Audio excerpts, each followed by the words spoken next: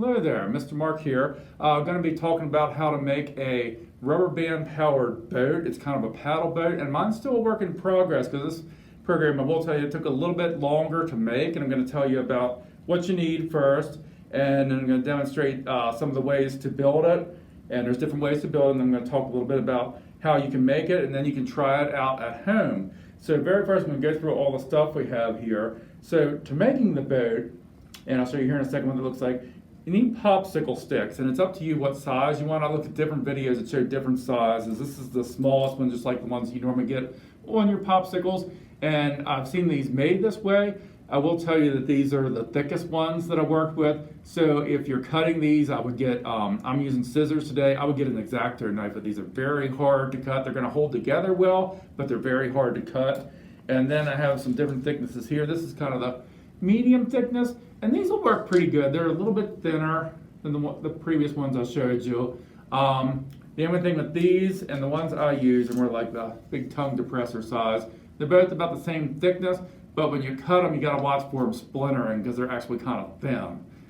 But they're not as hard to cut. That's the good news.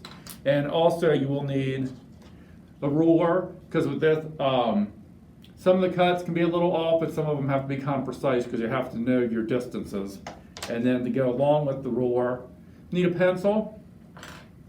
Like I said, you need something to cut with. I was using scissors. I had two different pairs, a kind of a thinner pair and a thicker pair for cutting my popsicle sticks. And here in a second, I'm going to show you our glue gun because we're going to do a part that we're going to use that for gluing some pieces together. And also you need your rubber band when you get towards the end. So let me show you what my boat, the body of it looked like, and I'll tell you how I made that, and then I'll show you how to make the wheel for that with using the hot glue gun. So as you can see, I used a couple different of the big tongue depressors. I used some whole ones, and I used some half ones, and then some that are even a little bit smaller, okay? So I did some hot gluing with these.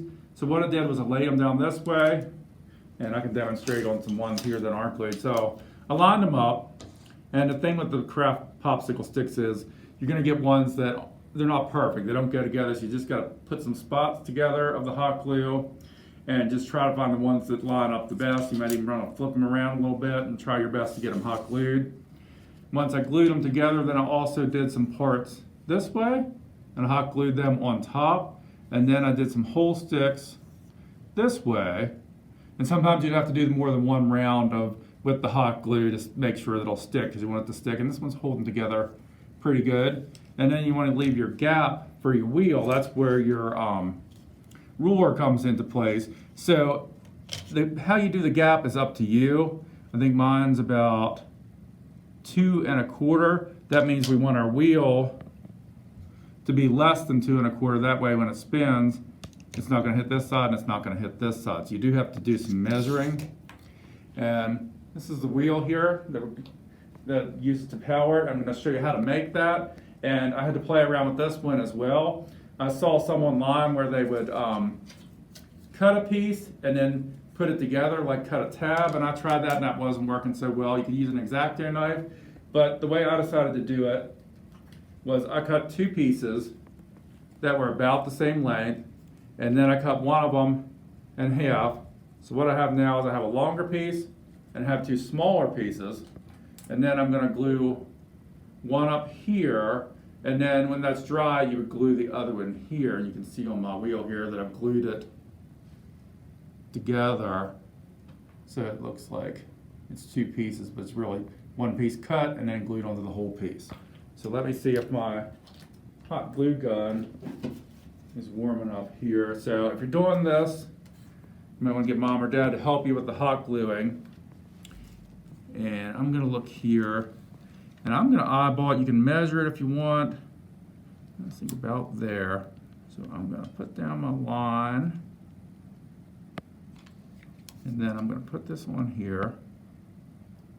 Now, I had to do this when I was doing the other wheel as well. That's going to hold it in place just for a second, but it's not going to hold it as good as you want. So then you got to get in a little closer here. Let me tilt it so you can see.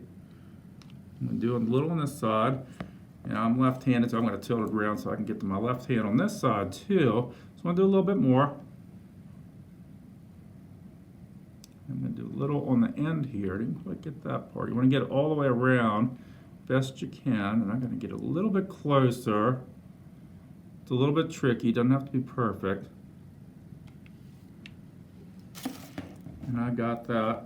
And then I'm going to set that to the side and let it dry for a couple minutes. And then I'm going to take a look at it and see if I think I got it enough. And you can even touch it a little bit. If it falls over, you just pull the old glue off and you re-glue. That's okay, and sometimes that happens. And then it's not, of course, not dry enough yet, but when it is dry, I would flip it over. I think I set it into a little cup that had some paper clips in and had it line up that way. And then draw your line on here with the pencil so you know where to hot glue. And then hot glue your other piece on. And then once it's done, it'll look like the completed one here. Okay, I'm going to tell you a little bit. I didn't have a chance to finish doing the wheel with the rubber band, but I'll tell you a little bit about how that works. And then once you build your boat, you can experiment and play around with it. That's the cool thing about doing these. There's not one way to do it. You can play around with it and see what works. Bring out your inner engineer. So you want to line up your wheel in here. And you need a piece over here to tie your rubber band on.